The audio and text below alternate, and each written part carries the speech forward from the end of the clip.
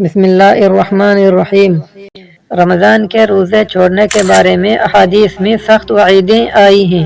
چنانچہ حضرت سیدنا جابر رضی اللہ تعالی عنہ سے روایت ہے کہ رسول اللہ صلی اللہ علیہ وسلم کا ارشاد ہے، من ادرک رمضان ولم یصمہ فقد شقی، یعنی جس نے ماہ رمضان کو پایا اور اس کے روزے نہ رکھے وہ شخص بدبخت ہے۔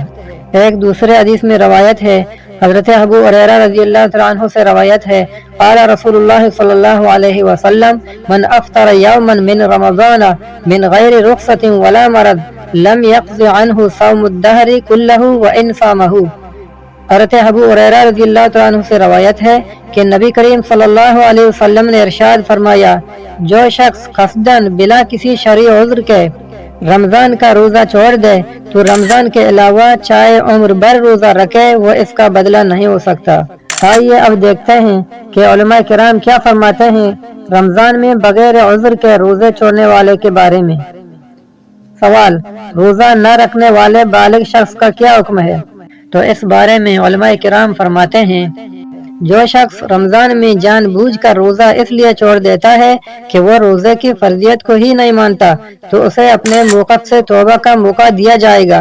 توبہ کر لے تو اچھا ہے، وگرنہ اسے قتل کر دیا جائے گا۔ کل عام روزہ خوری کرنے والے کو حکمران کی جانب سے تعزیری سزا دی جائے گی۔ اس کی سزا اتنی سخت ہونی چاہیے کہ مجرم کو تو نصیحت ہو ہی، ساتھ میں دوسروں کو بھی سبق ملے۔ اس بارے میں اہل علم کے درج ذیل اقوال ہیں۔ شیخ الاسلام ابن تیمیہ رحمۃ اللہ علیہ فرماتے ہیں، اگر کوئی شخص رمضان میں روزہ نہ رکھے اور اسے اپنے لیے حلال سمجھے حالانکہ اسے اس کی حرمت کا علم بھی ہو تو اسے قتل کرنا واجب ہے، اور اگر وہ فاسق شخص ہے تو اسے رمضان میں روزہ نہ رکھنے پر سزا دی جائے گا اور سزا کا تعین حکمران کی ثوابدید پر ہوگا، اور اگر اسے روزوں کی فرضیت کا علم ہی نہیں ہے تو پھر اسے سمجھایا جائے گا۔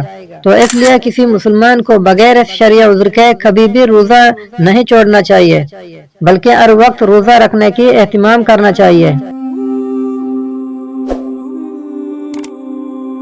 سبحان اللہ و بحمدہ، سبحان اللہ العظیم۔